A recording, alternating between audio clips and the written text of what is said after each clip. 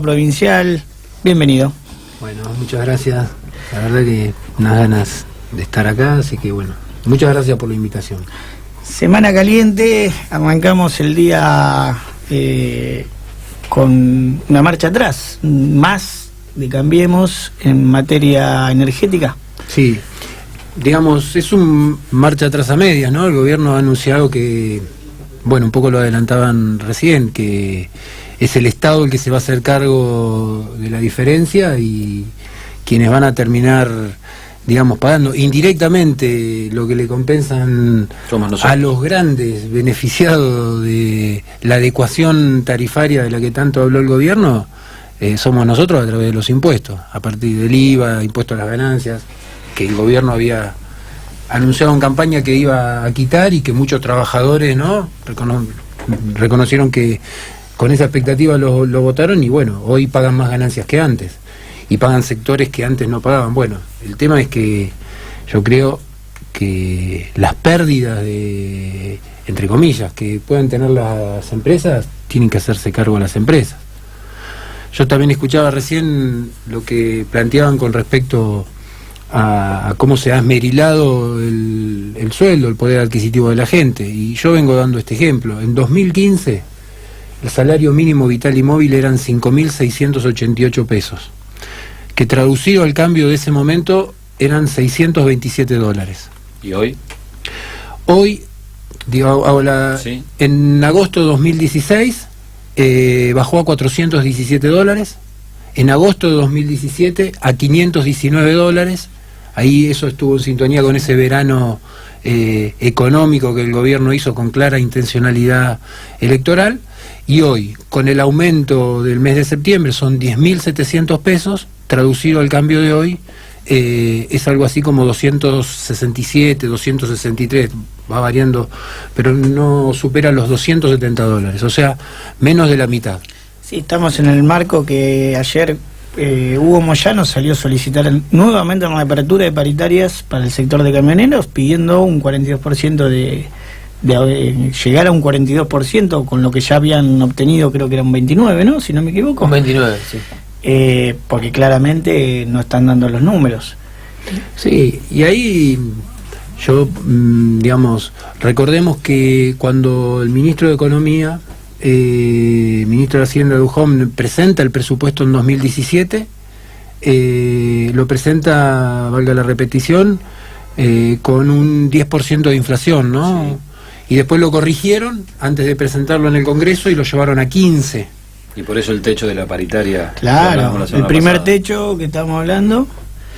No solamente el techo, sino que, por ejemplo, acá en la provincia no aplicaron la cláusula gatillo.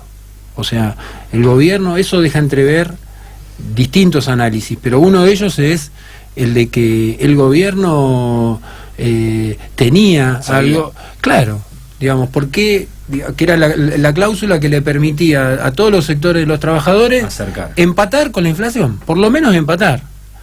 Guillermo, pensando en este verano que vos hablabas de que el gobierno inyectó plata y justo es el que coincide con una contienda electoral, ¿cómo ves de cara al año que viene esa estrategia del gobierno de volver a inyectar el billete para que calmen las aguas y la gente también tenga otra recepción con ello, con sus políticas, con su mirada, con su imagen, por sobre todas las cosas, sabiendo que hoy Macri tiene casi un 70% de rechazo? Bueno, uno si analiza, yo no soy economista, pero uno va aprendiendo todos los días algo más de economía, ¿no? En el día de ayer, o antes de ayer, que el Fondo Monetario, ahora volvimos a hablar del Fondo Monetario, ¿no? Nuevamente después de que desapareciera para muchos, digamos, muchos vecinos, muchos compañeros, que no sé. Hoy es palabra cotidiana. Hoy es palabra cotidiana, o sea, lo que era parte del pasado ahora. Y la previsión para el año que viene también es negativa. Es negativa. Digamos, algo así como el 1,9%. Bueno, está anunciando el fondo hoy un ajuste sobre el ajuste, ¿no? De otros 60.000. Y arrancamos con 50, después 57 y seguimos avanzando y no hay un freno. Así que uno puede se le puede cruzar por la cabeza y decir, bueno, el gobierno algo va a intentar desde el punto de vista económico o desde el punto de vista estratégico, donde lo económico es muy importante en la consideración de la gente. Bueno, el órgano más sensible, ¿no? Decía el general, el bolsillo. Digamos, uno puede pensar, lo cierto es que el escenario económico no plantea un horizonte favorable al gobierno. Sí, volviendo a las paritarias, hace unos días Vidal cerró la paritaria bonaerense docente por decreto, sin consulta, desmedida y muy mal manejada nuevamente la paritaria, haciendo hoy en día ya directamente, hasta hoy leyendo los diarios, haciendo denuncias docentes ya directamente por haber hecho paros, por tomas, a la vicedirectora de una escuela de Moreno, un ataque constante hacia el sindicalismo, los trabajadores. Es preocupante. Sí, ahí creo que el gobierno, a mí me parece que el gobierno provincial, después de la tragedia de Moreno, le bajó el perfil, como quien dice, a la disputa con los docentes, digamos, a nivel de todo lo que pasaba con medio. Hoy la paritaria sigue sin cerrarse entre las partes. Fue esto que vos decís, Pablo, por decreto, que está en la mitad de la proyección que ya, digamos, los sectores más, digamos, oficialistas incluso la plantean arriba del 40%, y creo que desde el punto de vista de esa disputa mediática que el gobierno en todo el 2017, casi diría desde el mismo inicio del arranque, bueno, ahí yo creo que después de la tragedia de Moreno, quienes aparecen en escena son los trabajadores de astilleros, ¿no? Ahí hubo como un cambio en la política confrontativa, pero siempre con los trabajadores. Modificaron el malo de la película, decís vos. Tal cual. Sí, eligieron con quién confrontar. Con los docentes. El arranque fue con los docentes. Sí, totalmente. Y además que después el primer paro contundente de los docentes, tanto del sector público como privado, tuvo como fundamento la tragedia de Moreno. Digamos, ese paro fue contundente, no hubo ningún tipo de discusión, y el gobierno creo que ahí cambia con quién acusó el golpe y aparece la lucha, más que la lucha es la de los trabajadores de astilleros, la disputa con astilleros. Desde la Cámara se trabajó y se logró que se declare la emergencia educativa, ¿no? Sí, hay un proyecto que se aprobó en la última sesión, que es la emergencia de infraestructura.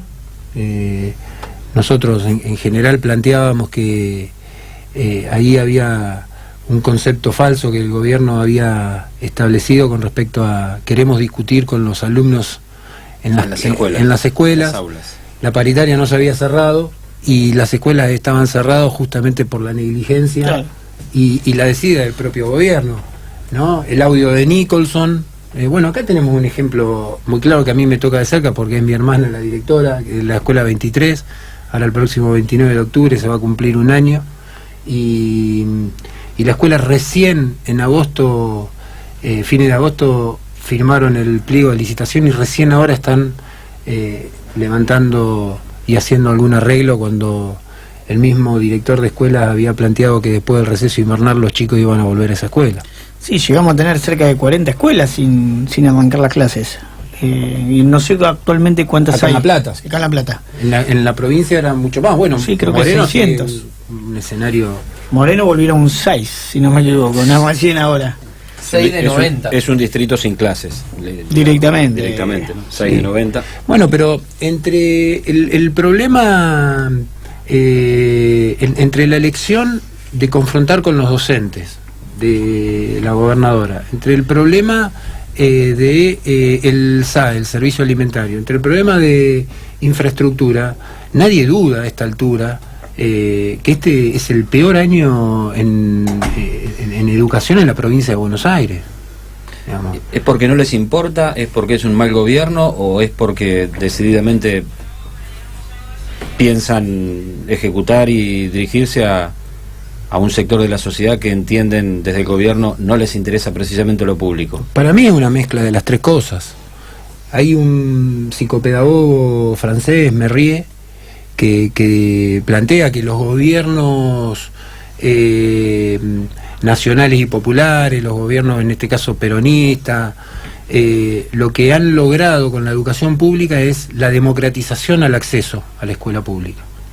Y que una cuenta pendiente él lo plantea en ciertos términos, es la democratización del éxito escolar, ¿no? El éxito entendido como aquel que progresa, que avanza en sus estudios, ¿no? Dice, bueno, eso es una cuestión que hay que trabajar. Está muy claro que eso no se logra si vos tomás como enemigo público de la educación a los docentes. Es totalmente al revés. Para lograr, digamos, el sistema educativo tiene que mejorar, podemos discutir, bien, pero no de esta manera. Los ha confrontado, no les ha pagado, los docentes hoy tienen muchos problemas económicos, las escuelas tienen este problema, la tragedia de Moreno, bueno, no hay un indicador que diga esta gestión ha mejorado la educación pública. Hay un consenso grande entre los diputados y senadores nacionales por el presupuesto que se presentó en el Congreso de la Nación, que claramente apunta un ajuste, los cuales se paga solamente de intereses cerca de $6.000 millones de la deuda, que es preocupante. ¿Cómo ves, primero, tu postura sobre si pudiste ver el presupuesto nacional, por lo menos lo que atañe a la provincia de Buenos Aires, y cómo ves la discusión que se va a dar en breve tiempo en la provincia de Buenos Aires? A nivel de lo que es la provincia no ha ingresado el presupuesto, ¿no? Han hecho esto todo off the record, como quien dice, han hecho varios por lo que comentan, pero no está ingresado. La ley de presupuesto no está ingresada. Los famosos gobernadores están dando vuelta. Varios bosquejos. Sí, nosotros no pudimos ver en qué va a consistir el presupuesto. Ahora, en el contexto de ajuste del gobierno, en el contexto de reducir áreas sensibles que tienen que ser las más importantes en cuanto a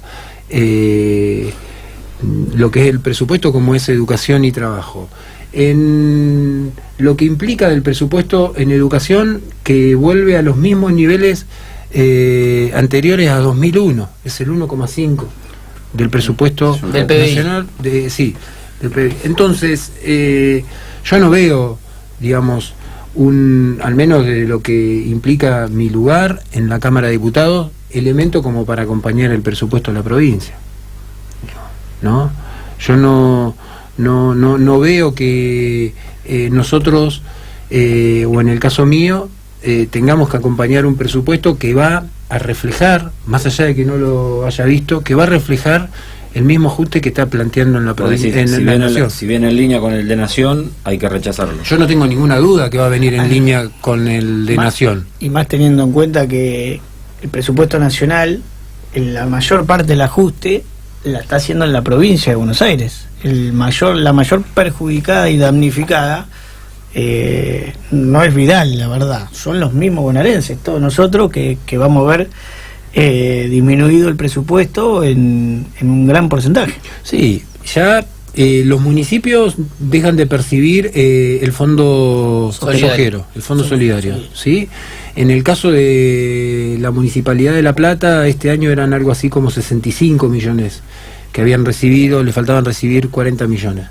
Y el año pasado, y el año que viene, como se prevé, o se preveía en términos de que no lo va a recibir, ¿no? Se sigue previendo de que la cosecha va a ser mucho mejor, porque acá venimos de una situación climática que tuvo algunas marcas en el tema de la producción, pero se prevé para el año que viene una mejor cosecha, con lo cual el fondo en la ciudad de La Plata, digo La Plata porque es el lugar que de 100 millones de pesos, eso lo va a dejar de percibir. Entonces, yo no tengo ninguna duda que el presupuesto de la provincia de Buenos Aires va a reflejar el ajuste que el presupuesto nacional y que las medidas de Macri vienen llevando adelante. Guillermo, pensando que en el presupuesto 2019, por lo menos lo que son los borradores, ya se prevé que una de las áreas que va a aumentar el gobierno va a ser seguridad, y que con tu experiencia como secretario de seguridad acá en la municipalidad, tenés mucha idea de lo que es la intervención del Estado en esta área. ¿Cómo vos ves a la ciudad en cuestiones de seguridad? Porque la verdad que hemos recolectado y vemos casos todos los días de inseguridad, vemos casos de robo, y que tiene que ver también con el contexto social y económico. ¿Cómo ves el campo de la seguridad en la ciudad de La Plata? Bueno, yo primero veo que yo lo pienso como puntos que se acercan o puntos que se alejan. Digo, cuando nosotros tenemos un gobierno donde hace hincapié en el empleo, en la justicia social, en la educación, en la salud, con los errores que, digamos, yo fui parte del Ejecutivo Municipal y no le corremos la discusión a si tenemos que analizar qué errores, digamos, hemos cometido, pero lo que sí está claro en estos puntos que se acercan o se alejan es cuando tenemos un gobierno con estas características, nosotros tenemos una fuerza de seguridad que tiene una función más preventiva. Cuando tenemos un gobierno que empieza a realizar ajustes, que empieza, digamos, a redistribuir los ingresos beneficiando solo un sector, que el desempleo aumenta, que las injusticias aumentan, eso se materializa y se refleja en que aparece una policía que empieza a tener y que tiene un perfil más represivo. Digamos. Es un Estado que necesita represión, o es un gobierno que necesita represión. Pero que es, digamos, es la respuesta, digamos, a una situación. Es como el reactivo que utilizan los bioquímicos para decir, bueno... Ayer pasó en Necochea, ¿no? Con los municipales de Necochea. Claro, exactamente. Sí, sí. Reprimidos a la puerta del municipio por reclamar por el atraso en el pago del salario de septiembre. Sí. Nosotros podríamos hablar de, bueno, por ejemplo, el estándar que establece Naciones Unidas para decir, bueno, ¿cuál es la relación entre cantidad de pobladores y cantidad de policías?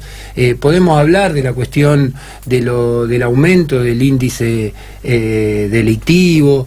Digo, a mí me parece que lo importante es que cuando tenemos un gobierno que desatiende a los sectores más necesitados, cuando desatiende las cuestiones del empleo, cuando la economía tiene un claro objetivo de beneficiar a un sector, eso se traduce en una policía más represiva. Son puntos que se empiezan a acercar, y los puntos que se empiezan a alejar tienen que ver cuando un gobierno empieza y genera políticas que tienen que ver con la redistribución, con la justicia social, con el empleo, con el trabajo, con educación, con salud. La función de la policía es como una cuestión automática. Además venimos de un presupuesto, estamos discutiendo que se eleva el presupuesto en materia de seguridad, cuando en la ciudad de La Plata el año pasado se subejecutó el presupuesto municipal en materia de seguridad, cuando sabemos todo que cuando pedimos seguridad no estamos hablando de la represión, sino que estamos hablando del control ciudadano, y una seguridad para y por la comunidad. Acá se subejecutó. Los 2 años. En el 2016 el presupuesto de la municipalidad en seguridad fue de casi 300 millones de pesos. Y se subejecutó en un 30%. Hubo cerca de 97 millones que no se usaron. En el año 2017 el presupuesto fue de 426 millones y se subejecutó en un 35%, porque casi 145 millones de pesos no se utilizaron. Digamos, esto tiene que ver con justamente en esto que planteas, ¿no? O sea, no hablamos únicamente de la cuestión más ideológica o el análisis que podemos hacer sociológico de cómo un gobierno con determinadas características tiene una policía más represiva o más preventiva, ¿no? Sino que estamos hablando que después, en la cuestión estrictamente numérica, lo más concreto, también es un gobierno que desatiende la seguridad, porque no utiliza los recursos que los vecinos pagan. ¿Y esto cómo se traduce? Sí, sí. ¿Sabes cómo se traduce? En que hay una imagen que yo repito, que digo, uno deja de ver las luces azules circulando por las calles, digamos, en función preventiva, y empieza a ver en los postes de luz las luces fijas de los vecinos que se juntan, que contratan una empresa y que les ponen una alarma vecinal.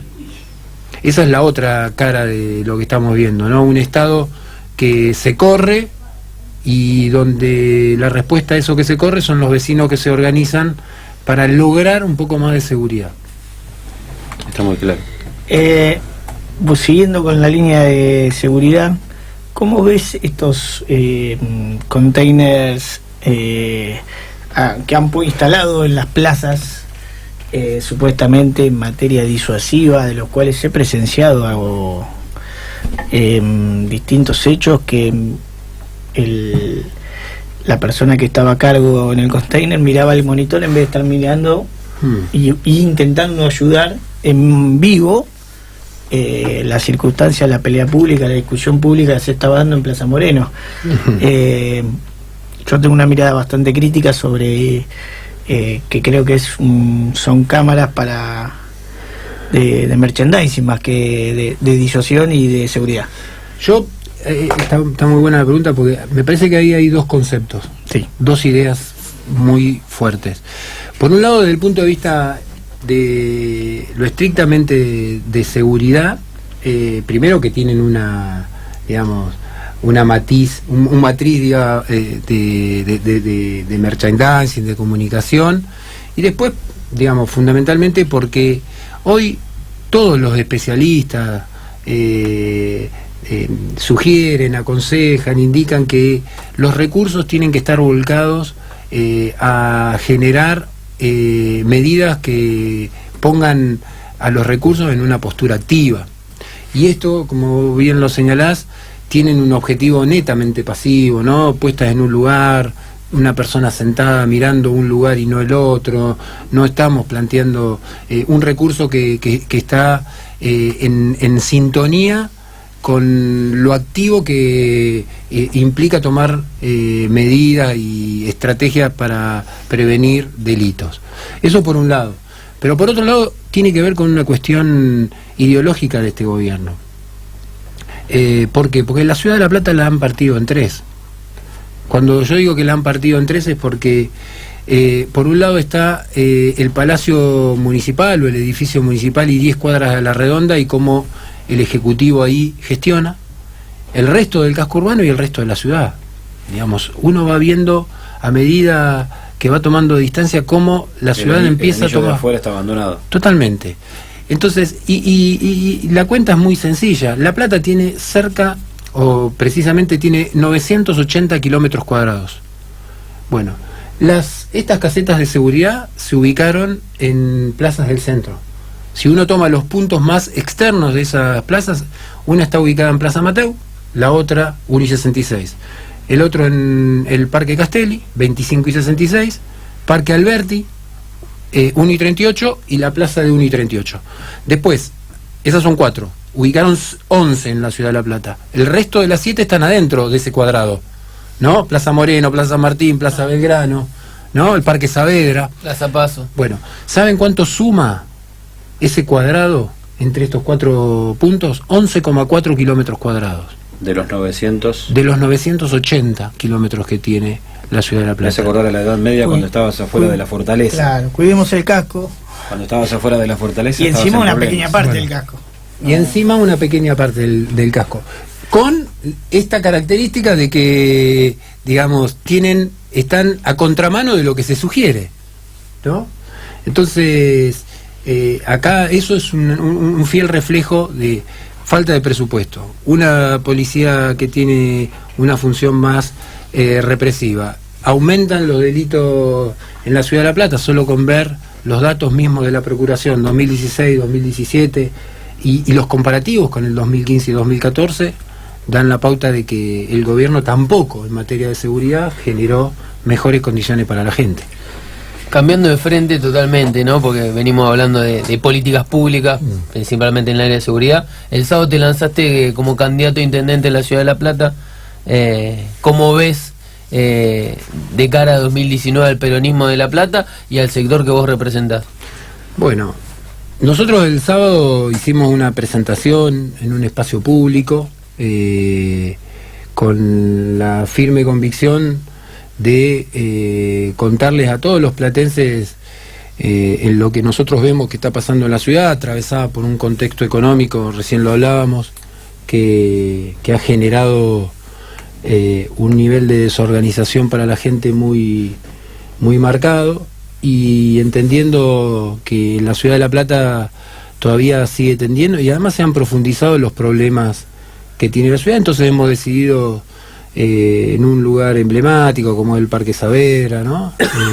Contarles a los vecinos que nosotros hemos tomado la decisión y que tenemos la vocación de ir de cara a 2019 con la idea de disputarle a Cambiemos las elecciones. Pero por otro lado tenemos bien en claro, ¿no?, que nosotros tenemos que lograr en la ciudad de La Plata, como también en la provincia de Buenos Aires y en la nación, tenemos claro que a quien le tenemos que ganar es a Cambiemos. Y que, como bien decía el general, primero la patria, después el movimiento y por último los hombres. Nosotros eso lo tenemos muy claro. Le decimos a los vecinos que de la ciudad de La Plata que queremos ser una alternativa, que nos estamos preparando, que estamos estudiando los problemas, que estamos fundamentalmente eso, ¿no?, que nos estamos preparando, pero también entendiendo de que nosotros vamos a trabajar para que en la ciudad de La Plata en el año 2019, que en diciembre de 2019 asuma como intendente un compañero, digamos. No vamos a claudicar ni una ni en otra cosa. Son para nosotros absolutamente compatibles. Ese es un título. ¿Qué te parece? ¿No? Guille, ¿crees en la unidad o crees en la posibilidad de una interna heterogénea pero peronista con distintos sectores que pueda legitimar de una manera diferente al candidato? Yo creo que si uno toma como experiencia lo que ha pasado en el 2015, esto que voy a decir es un tema que analizo mucho de mi profesión, ¿no? Y digo, cuando las tensiones no se logran abordar, cuando no se logran trabajar, cuando no se logran encauzar, las tensiones existen en cualquier grupo. Si uno toma el grupo primario, que es la familia, existen tensiones, ¿no? Entre el papá y la mamá, entre el hijo que está por venir, se genera un estado de tensión. Ahora, esas tensiones se tienen que administrar para que haya una evolución que sea productiva, que sea saludable. Y nosotros en el peronismo, esas tensiones, por ejemplo, en el 2015 no las hemos logrado administrar. No las hemos logrado administrar porque las hemos puesto hacia afuera de una manera brutal, ¿no? Acá en La Plata, por ejemplo, lo que pasó entre Pablo y Florencia, ni hablar lo que pasó entre Julián y Aníbal. Entonces, yo no creo que hay dos cosas que son distintas. Una cuestión es lista única y otra cuestión es la unidad. Y nosotros tenemos que trabajar en la unidad, y creo que sí, que es posible, porque cuando uno habla con los distintos compañeros, ¿qué es lo que dicen? Tenemos que ganarle a Cambiemos, ¿no? Entonces, si nosotros tenemos como punto de partida que hay que ganarle a Cambiemos, la unidad es posible. Yo dudo, por ejemplo, de los dirigentes que les resulta más fácil hablar de un compañero y que no hablan ni de Garro, ni de Vidal, ni de Macri. Entonces, para nosotros el adversario es Garro en la ciudad, Vidal en la provincia y Macri en la nación. Nosotros tenemos que construir. ¿Y es posible? Claro que es posible. Algo preocupante que habla mucho los vecinos es en materia de salud, las salitas, el intento de desarticular y desarmar la salita de Tolosa. ¿Cómo ves la ciudad en materia de salud? Bueno, recién estuve en un barrio que a 2 cuadras estuve ahí en 15 y 530 y me planteaban el problema que tenían con la salita, que no hay recursos, que no están los profesionales de la cantidad de profesionales que deberían estar, que a la noche están cerrados, que si tienen que acudir y tienen una emergencia no pueden acudir al centro de salud porque no está el enfermero para que los asista, porque digamos no está. Entonces salud fue otra de las áreas donde se subejecutó el presupuesto en la Municipalidad de La Plata. Desarrollo social fue la otra. Digamos, cuando no hay una política que tenga como objetivo principal lo que es la atención primaria, me parece que, bueno, eso es el reflejo. Una de las cuestiones que vengo pensando y trabajando, y creo que en algún momento en la provincia de Buenos Aires tenemos que avanzar en una ley provincial de salud mental y adicciones. Tomemos lo que le puede llegar a pasar a una familia que tiene que hacer una consulta y tiene que ir a un espacio para hacer una consulta de adicciones. Es una cuestión, ya es angustiante por todo lo que desorganiza, digamos, la patología en sí, pero también es angustiante porque el Estado se ha corrido de una manera muy evidente, y hoy tiene la posibilidad de ir a un lugar, el que tiene obra social lo puede pagar. Bueno, la provincia puntualmente lo que eran los CPA los ha dinamitado directamente, ¿no? La SUPA. No existen. No existen más. No existen. En términos de lo práctico no existen. Digamos, y eso es una cuestión muy grave y muy marcada. Por dar un ejemplo, lo podemos plantear a nivel pediatría, lo podemos plantear a nivel de lo que es la atención clínica. Bueno, hoy los centros de salud están en tensión, y están en tensión porque, entre otras cosas, el gobierno prioriza otras cuestiones. ¿Y cómo se refleja eso? Bueno, por ejemplo, en la subejecución del presupuesto. Guille, tenés otros compromisos personales, pero no te vas a zafar de un breve ping-pong armado por acá el compañero Carlos Florencio Bajamón. Muy bien. La culpa del tiempo. Sí, sos el responsable. Yo hice un solo portátil. Muy bien. No tengo problema, me hago cargo si quieres. En pocas palabras, lo primero que te salga de cada compañero, que nosotros te vamos a mencionar una persona, que algunos no tan compañeros, pero y vos no vas a dar tu opinión. Cristina Fernández de Kirchner. Bueno, una gran estadista. Creo que junto con Néstor, la que, digamos, a nosotros de nuestra edad, creo que estamos todos en el mismo, la que nos ha permitido vivir el peronismo de una manera intensa, profunda y sobre las bases de la justicia social, de la independencia económica y la soberanía política, sin ningún lugar a dudas. Julio Garro. Creo que Julio Garro refleja el lugar donde vive. Él vive encerrado en su country y lejos, pero muy lejos. Creo que no ha modificado nada en la ciudad de La Plata. Va a ser recordado como uno de los peores intendentes que ha tenido la ciudad. Yo elijo una que visitó mi pueblo la semana pasada, de las que quedan. Victoria Tolosa Paz. Bueno, Victoria es una compañera con unas ganas, con una intensidad envidiable, ¿no? Y lo viene demostrando con una capacidad muy, muy grande, una compañera. Si te digo Florencia Saintú. Bueno, yo a Florencia siempre la he visto con mucha admiración.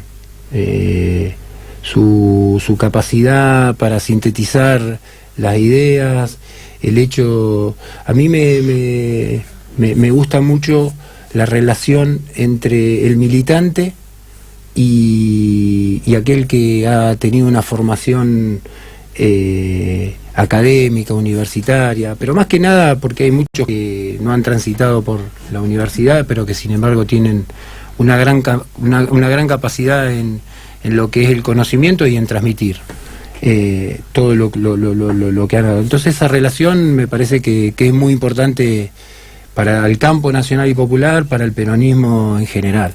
Bueno, la verdad, Guillermo, un gustazo que hayas venido acá al estudio de Realpolitik a Jaurechanos a charlar con nosotros, y la verdad te agradecemos mucho. Bueno, muchas gracias. Gracias, Gracias, Guille. Se viene una pausa.